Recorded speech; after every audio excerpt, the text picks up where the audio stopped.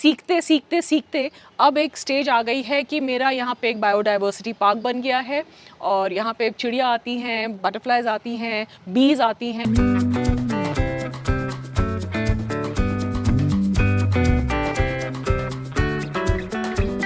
जैसा कि कहा आपने कि आप संख्या नहीं गिन सकती, उससे तो हम अंदाज़ा लगा सकते हैं कि मैम ने स्पेशली पौधों के लिए एक और फ्लोर यहाँ पर तैयार कर दिया है ताकि वो अपने पौधों को जगह दे पाएँ।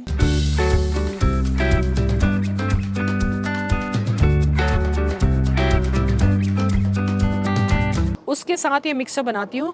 तो अगर दिखाना चाहूँगी कि ये मेरा गमला जो है, अगर मैं इसको मिट्टी में रखती तो ये बहुत भारी होता, लेकिन ये गमला बहुत ईजिली आप उठा सकते हैं।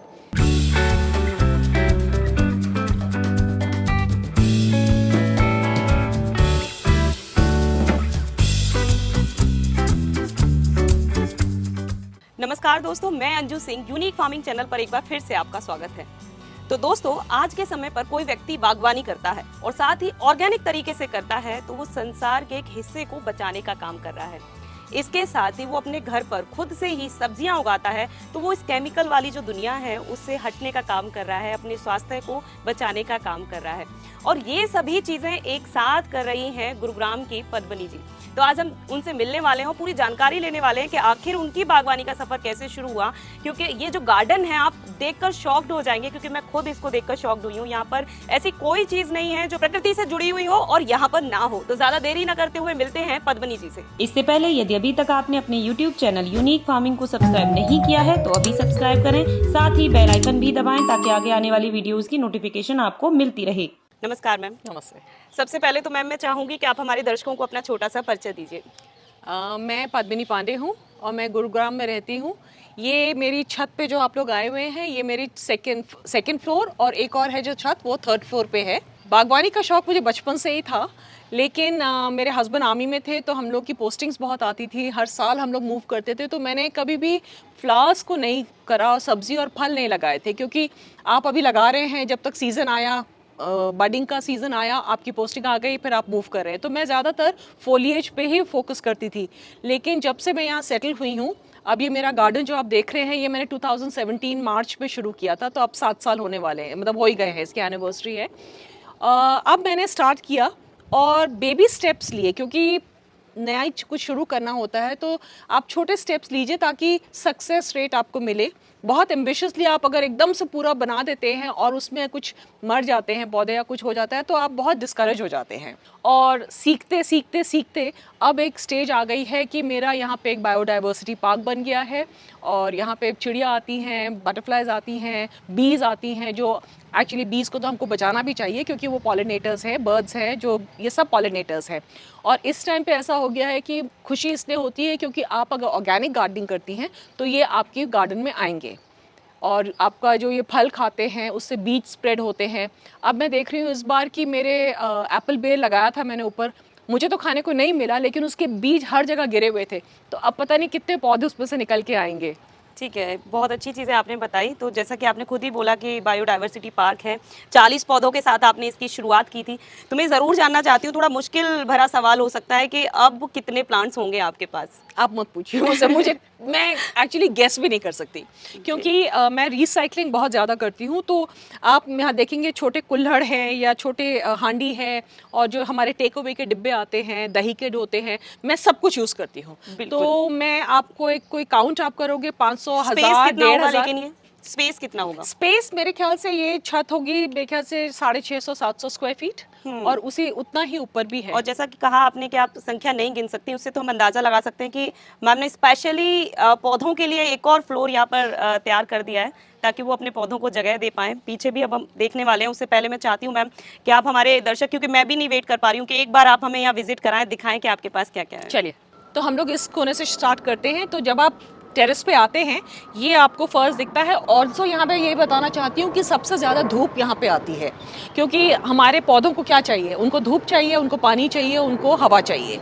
तो आपको प्लेसमेंट बहुत ज़रूरी है। अब इस टाइम पे आप देख रहे हैं विंटर फ्लावर्स हैं, इस टाइम इस मौसम में इनको धूप तेज़ अच्छी चाहिए फ्लावरिंग के लिए, तो इस टाइम ये सब यहाँ पे लगे हुए हैं। आप जैसे देख सकते हैं मैंने रैक्स बना रखे हैं और व्हील्स उनमें लगाए हैं ताकि इधर उधर हिला सके उनको। क्लीन सफाई के लिए बहुत ध्यान देना पड़ता है, क्योंकि जैसे हम अपना घर रखते हैं, गार्डन को भी अगर हम साफ रखेंगे तो हमारे पौधे भी खुश रहेंगे। अगर आप उसको गंदगी में रखेंगे तो वो भी मर जाएंगे, या इन्फेक्शन हो जाएगा, या कुछ उस पर डिजीज आ जाएगी। तो मैंने ये यहाँ पे लगा रखा है। इसके पीछे आप देखेंगे ये भी मैंने रैक बनवाया है, 4-5 लेवल्स हैं इसमें।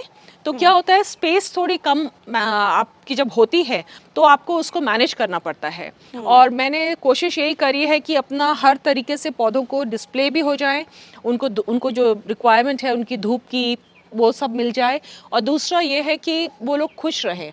तो यहाँ पे एक ये मैंने बनाया है, यहाँ पे ये 2 रैक्स मेरे पहले के बने हुए हैं, उनको भी मैंने यूज़ किया है। तो आपको वाटर प्लांट्स का भी शौक है? वाटर प्लांट्स का बहुत शौक है। मैं ये अब एक्चुअली डोमेंसी में थे, अब ये डोमेंसी से निकल रहे हैं, तो अभी इनको मैंने रिपोर्ट किया है। तो अब आप देखेंगे इसमें नए पत्ते आने शुरू हो गए हैं। और इसमें मैं क्या करती हूँ, छोटी फिशेस डाल देती हूँ, ताकि जो मॉस्किटो की प्रॉब्लम हो तो लावे होते हैं वो फिशेस खा लेती हैं। और ऊपर से मैंने ये जो डाल रखा है वाटर प्लांट्स, इनको नीचे algae मिल जाता है, उनको खाना भी मिल जाता है उससे। और दूसरा जब गर्मी होती है या सर्दी होती है तो ये टेम्परेचर भी थोड़ा मेंटेन कर देता है, तो फिशेस सर्वाइव कर जाती हैं। नहीं तो छत पे ठंड बहुत ज़्यादा है, धूप भी बहुत ज़्यादा है, एक्सट्रीम वेदर रहता है यहाँ पे। अब इसमें जो है मेरे प्लांट्स, इनमें वाटर लिलीज हैं। वाटर लिलीज के साथ जो ऊपर है ये वाटर कैबेज डाला हुआ है मैंने। और एक इसके ये जो है ये पैपरस है, पैपरस प्लांट है। उधर जो आपको दिख रहा है डार्क कलर का वो है कोलोकेसिया। अभी इस बार मेरे पास ये खिला है आइरिस, और इसका जो कलर है ये बहुत ही अनयूजुअल है। मैंने कहीं नहीं ना मैंने फोटोग्राफ्स में देखा था।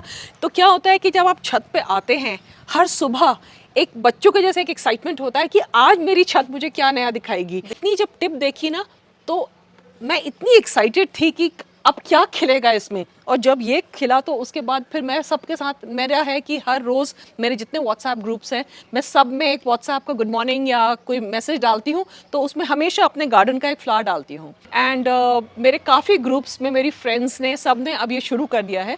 तो मैं बहुत खुश होती हूँ, क्योंकि सब अपने अपने गार्डन में जाके, अपने कुछ नहीं है तो आप अपने गार्डन को एडमायर तो करेंगे, क्योंकि गार्डन को पॉजिटिव स्ट्रोक्स चाहिए। बिल्कुल, और आपकी खुशी को देखकर वो बात साबित होती है कि एक राइटर ने लिखा था कि गार्डनिंग एक ऐसी चीज़ है जो आपकी लागत से 50 गुना ज़्यादा देती है। बिल्कुल, बिल्कुल। और जो आपकी खुशी है और उसकी तो तुलना किसी चीज़ से की ही नहीं जा सकती, वो हम देख पा रहे हैं। और आगे के हम विजिट करते हैं अब। ये जो मेरा कॉर्नर है, यहाँ पे है सारे मेरे सक्यूलेंट वेराइटीज़ और कैक्टाई वेराइटीज़, जब आप देख सकते हैं यहाँ रैक में। तो यहाँ पे क्या है, सुबह की धूप तेज़ आती है इस पे। अब इस टाइम क्या है कि ये मेरा जो टेरेस था, ये जो एग्जिस्टिंग टेरेस था, मैंने उसी पे क्रिएट किया है। मैंने इसको नए से नहीं बनाया है। तो जितनी मतलब आपकी जो है उनको आप ध्यान में रखते हुए, जो कहीं पे शैडो आती है, कहीं पे आपका शेड आता है, उसको ध्यान रखना पड़ता है। लेकिन अब क्या है, ये धूप शिफ्ट होगी तो इस पे धूप आएगी पूरी, और अब इस पे 3-4 बजे तक धूप रहेगी, क्योंकि ये ईस्ट हमारा इस तरफ है। तो ईस्ट से धूप आके सुबह की आई है, अब घंटा 1.5 घंटा यहाँ धूप नहीं रहेगी, लेकिन अब फिर उसके बाद इधर से पूरी इस पे धूप आएगी। और कैक्टस और सक्यूलेंट्स को धूप बहुत चाहिए। मार्च के महीने में हम प्रोपोगेट करते हैं, तो वो 1 से 4 से कितने बने मालूम नहीं मुझे। तो हमने एक ये परगोला बनाया, और फिर उस टाइम डिसाइड किया कि ये जो सीढ़ी है इसको यहाँ से हटा के हम इस तरफ ले आए, क्योंकि उसके पीछे हमारा शाफ्ट है। हर घर में शाफ्ट होता है, और शाफ्ट का जो एरिया होता है वो जनरली डेड एंड पड़ा रहता है। तो हमने अब सीढ़ी को उसके ऊपर से ले गए और एक सीढ़ी इधर को ले गए। उससे ये हुआ कि ये पूरी दीवार खाली हो गई। तो मैंने इस पे स्टैंड्स लगवा के, ये शेल्फ्स लगवा के इस वॉल को मैंने यूटिलाइज कर लिया। और जो इसके नीचे जो शेल्फ पड़ा था वो अब उस पर प्लांट्स रख देते हैं, या जैसे छत पे हमने एंटरटेन किया तो हम लोग कुछ स्नैक्स या चाय या कुछ सर्व करना हो तो वो एज अ टेबल भी काम करता है यहाँ। साथ ही छोटे छोटे जो जिस तरीके से यहाँ पे स्टैंड्स बनाए गए हैं वो भी एक तरीके से स्पेस को ही यूज किया जा रहा है, ज्यादा से ज्यादा प्लांट्स। हाँ, और जैसे परगोला जब बना तो उसमें जो लकड़ी बची, उस लकड़ी को फेंकने की, मैं फेंक भी सकती थी, लेकिन उसको मैंने डिजाइन करा, उसके स्टैंड्स बनवाए, उस पर व्हील्स लगा दिए, तो वो फिर यूज हो गया। दूसरा आप देखेंगे कि मैंने हैंगिंग बहुत यूज करा हुआ है। इससे क्या होता है कि जो आपकी एयर की स्पेस जो वेस्ट जा रही है वो आप यूज कर सकते हैं। और हमने जब थोड़ा काम करवाया था तो मेरे पास सरिया और थोड़ा लोहा बच गया था, तो उसके मैंने ज़्यादातर ये हुक्स बनवा दिए एस शेप के, डिफरेंट साइजेस के। तो उनको आप डिफरेंट लेवल पे लगाए तो आपके प्लांट्स जो है, एक एक प्लांट को जगह मिल जाएगी, वो एक साथ बंच अप नहीं होंगे, और देखने में भी सुंदर लगता है, और आपको मतलब हर चीज़ नज़र आएगी दूर से। ये बहुत ही अच्छा बोला आपने कि जो हवा वाला जो स्पेस था खुला स्पेस उसको भी आपने पौधों के लिए यूज कर लिया है, बहुत अच्छी बात है मैम। तो मैं ये जरूर जानना चाहूंगी कि आप टाइम कितना लगाती हैं गार्डनिंग में? टाइम का ऐसा है कि टाइम मिलता है तो मैं 3-4 घंटे भी दे देती हूँ, और कई कई बार होता है जैसे अभी पीछे 3 दिन फ्लावर शो में गए थे तो मैं बिल्कुल भी ऊपर छत में खाली मैं हलो करने आती थी और मैं टाइम नहीं दे पाती थी। लेकिन आप ऐसा करिए, जो आपके साथ जो माली है आपका, उसको आप साथ रखिए, उसको आप मोटिवेट करके रखिए। टचवुड, फॉर्चुनेटली मेरा माली भी अपने जैसे उसके बच्चे हैं वैसे ही समझता है, और मेरे साथ अब 4-5 साल से है, तो थोड़ा सा उनको मोटिवेट करके रखिए तो वो भी आपका साथ देते हैं। हम ऐसा नहीं है कि हम कहीं बाहर नहीं जाते, हम ट्रैवल भी करते हैं, लेकिन उस टाइम पे फिर उसको मैं हैंड ओवर करती हूँ, और सिंस वो मेरे साथ इतने टाइम से रहा है, उसको पता है कि किस पौधे की क्या रिक्वायरमेंट है, तो मैं उसको पीछे से उसको चार्ज दे के जाती हूँ। नहीं, बहुत अच्छी बात है। और क्योंकि एक डोरमेंसी का टाइम जस्ट अभी निकला ही है, लेकिन उसके बाद भी आपका गार्डन बहुत सुंदर लग रहा है।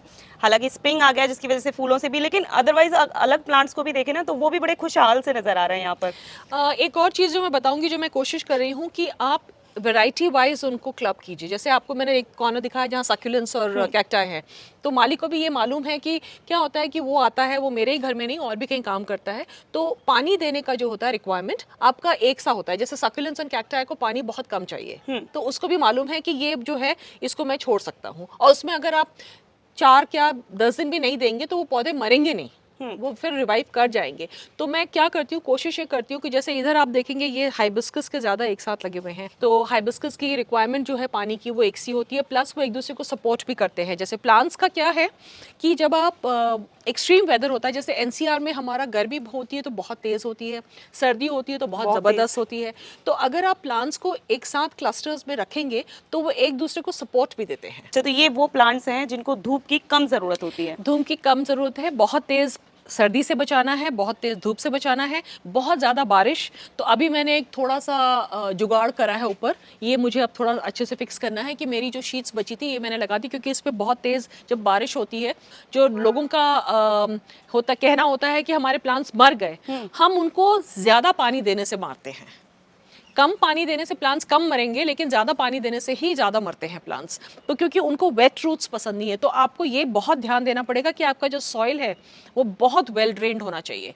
और दूसरा एक और चीज़ जो मैं अभी कर रही हूँ, क्योंकि टेरेस है, यहाँ पे वेट का बहुत ध्यान रखना पड़ता है, तो मैं क्या करती हूँ कि जैसे आप हमारे घर में आजकल अनफॉर्चुनेटली हम जब कुछ ऑर्डर करते हैं, थर्मोकोल बहुत आता है पैकिंग के साथ, तो थर्मोकोल को क्या करना है, उसको आप रिसाइकिल नहीं कर सकते, वो डिकम्पोज नहीं होता, वो कहते हैं 400-500 साल तक ऐसे ही पड़ा रहेगा। तो मैं क्या करती हूँ, उसको छोटे पीसेस तोड़ लेती हूँ उसके, और गमलों में नीचे से जो हम लोग टिकड़ी डालते हैं या क्रॉक जो हम बोलते हैं, हम पुराने गमलों के, टूटे गमलों के डालते थे, उसकी जगह मैं थर्मोकोल डाल देती हूँ। और मैंने जो नोट किया है कि थर्मोकोल में जो रूट डेवलपमेंट होता है, स्पेशली फाइब्रस रूट्स, वो बहुत बढ़िया होती है, बहुत अच्छे से फैल के निकलती है, क्योंकि वो जगह मिलती है उनको फैलने की। तो उससे डबल पर्पस है, एक तो मैं वो रिसाइकिल कर रही हूँ, उसको मैं वेट कम कर रही हूँ अपने गमलों का। जो दूसरा मेरा जो एक सॉइल मिक्स के बारे में मैं आपको बताना चाह रही थी कि मेरे इसमें गार्डन सॉइल जो है वो 20 से 30% से के आसपास ही रहता है। उसके साथ मैं इसमें मिलाती हूँ कोकोपीट, परलाइट, उसके बाद जो आप खाद डालते हैं वो तो आप डालेंगे ही, इसमें नीम खली है, बोन मील है, आप पत्ती खाद डालेंगे, आप वर्मी कंपोस्ट डाल रहे हैं या गोबर की खाद डाल रहे हैं, उसके साथ ये मिक्सर बनाती हूँ। तो अगर दिखाना चाहूँगी कि ये मेरा गमला जो है, अगर मैं इसको मिट्टी में रखती तो ये बहुत भारी होता, लेकिन ये गमला बहुत ईजिली आप उठा सकते हैं। एक और चीज़ मैं बताना चाहती हूँ पानी के बारे में, कि आप जब पौधों में पानी डालें, कई लोग क्या करते हैं, आधा मग डाल देते हैं कि पौधों में आधा मग पानी डाला, वो बिल्कुल गलत है।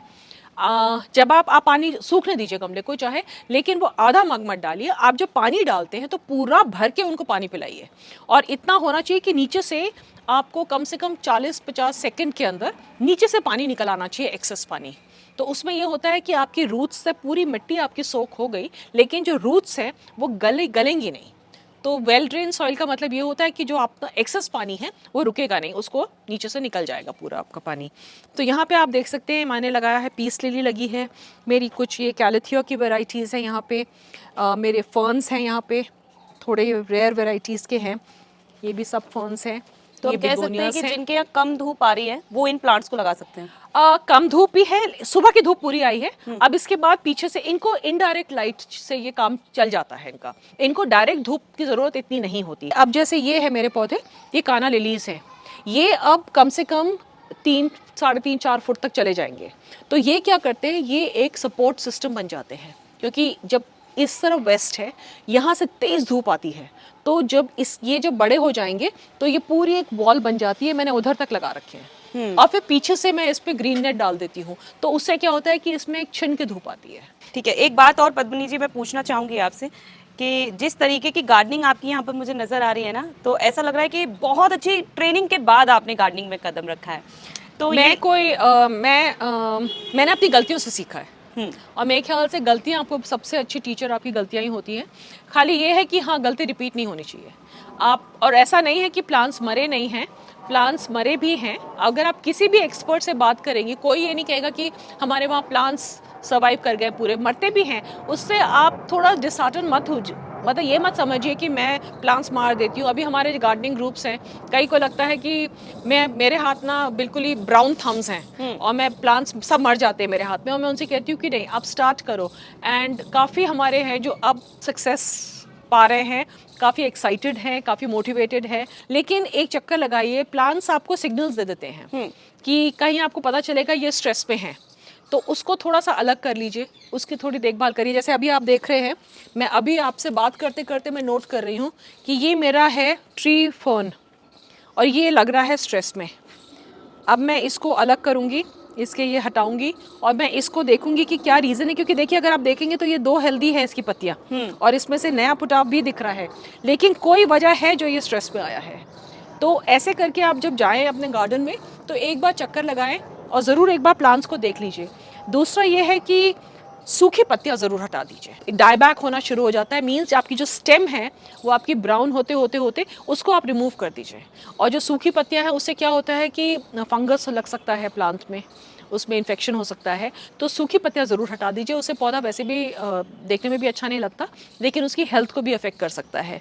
तो मुझे लगता है कि जो भी दर्शक गार्डनिंग करता है और वो इस वीडियो को देख रहा होगा, तो हमने विजिट तो किया ही, यहाँ पे तमाम ऐसे प्लांट्स भी देखे, यूनिक भी देखे और सभी के घर पर होंगे ऐसे भी देखे, लेकिन जो साथ में पद्मिनी जी जो बातें बता रही है ना, वो खास है। वो एक एक छोटे छोटे टिप्स हमें साथ के साथ मिलते जा रहे हैं, कैसे आपको स्पेस मैनेजमेंट करना है, कैसे आपको अपने पौधों को बचाना है, कैसे जैसे उन्होंने बोला कि छत पर आना है, एक ग्राउंड लगाना है, बातें करना है, उनसे कैसे कनेक्ट होना है, बहुत सारी चीज़ें उन्होंने हमें बताई हैं। इसके साथ ही पद्मिनी जी, मैं जरूर चाहूँगी कि एक बार हम परगोला पे जाकर देखें कि आपने वहाँ पर कैसे स्पेस क्रिएट किया है। आइए। तो अभी हम यहाँ पे हम परगोला पे हैं, तो आप देख सकते हैं कि इसमें नीचे लकड़ी लगी है। तो इससे क्या होता है, जो पौधे ऊपर रखे हुए होते हैं, अगर यहाँ लोहा लगा होता तो इतनी गर्मी होती कि गमले जितने भी यहाँ पे पौधे लगे हैं वो सब मर जाते। तो नीचे ऑफ कोर्स फ्रेम मुझे बनाना पड़ा था कि लोहे का, क्योंकि उसको वेट लेना है, सहना है पूरा।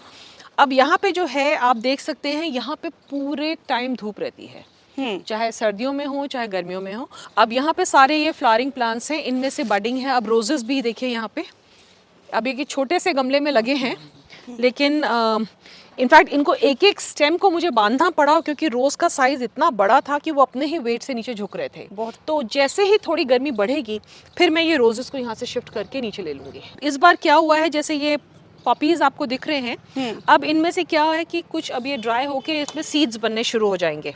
मार्च का महीना हमारा सीड कलेक्शन का भी होता है। तो इस साल ऐसा हुआ है कि ये शायद यहाँ से उड़ के सब जगह गए हैं और जगह जगह, मतलब इस बार तो मेरी पॉपी की खेती हो रही है, जैसे हर जगह में पॉपी के प्लांट्स निकले हुए हैं मेरे।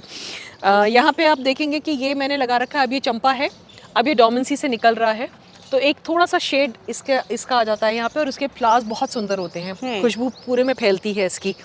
ये मैंने लगाए हैं थोड़े से बैम्बूज यहाँ पे। आज वैसे शिवरात्रि भी है और ये धतूरे का अब खिलने वाला है। यहाँ पे मैंने लगाया था नेस्ट्रूशियम एक्चुअली इसके नीचे, लेकिन यहाँ इतने हमारे वो आते हैं, मोर आते हैं, कि कल भी यहाँ पे मोर बैठा हुआ था और बैठ के ये सारे जो है नेस्ट्रूशियम उनको बहुत पसंद है, वो नहीं छोड़ते। मतलब हम पीछे भी देख पा रहे हैं कि इतनी ऊंची ऊंची बिल्डिंगों के बीच में यहाँ पर मोर का आना, ये जो आसपास के लोग देखते होंगे वो भी शॉक्ड हो जाते होंगे। कई बार तो ये होता है कि 4-4, 5-5 मोर होते हैं यहाँ पे छत पे, और मैं उनके लिए पानी रखती हूँ यहाँ पे। तो शाम के टाइम पे आप अगर गर्मियों में आए तो शाम को सारी एक लाइन लगा के बर्ड्स आती हैं, पानी पीती हैं, नहाती हैं, और हल्ला मचाती है यहाँ पे। बहुत बहुत अच्छा लगता है छत पे बैठ के, क्योंकि वो चिड़ियों का चहराना बहुत ही आपने अच्छा छत को एक ऐसी जगह क्रिएट कर दिया, मुझे नहीं लगता कि कभी आपको ऐसा प्लान करने की जरूरत पड़ती होगी कि चलिए कहीं बाहर, कहीं नेचर से कनेक्ट होने के लिए चलते हैं। छत पर ही आपने इतनी सारी चीज़ें रख दी हैं, वाकई में बहुत सुंदर। और जैसे बता रही है मोर आते हैं, तो ये सच में बहुत ही बेस्ट प्लेस है। जैसा कि मैम ने बोला कि अभी हम वो पोर्शन भी देखने वाले हैं जहाँ पर बहुत सारी सब्जियाँ लगी हुई हैं और बहुत सारे फ्रूट प्लांट्स लगे हुए हैं। ऐसी कोई भी चीज़ नहीं है जो पद्मिनी जी ना करती हों गार्डनिंग से जुड़ी हुई। तो मुझे लगता है कि ये वाला हिस्सा जो आपने देखा है, वाकई मुझे तो बहुत ज़्यादा अमेजिंग लगा। अगर आपको भी ऐसा लगा तो कमेंट करना ना भूलें, और अगर आपको वीडियो पसंद आई हो तो वीडियो को लाइक और शेयर करना ना भूलें।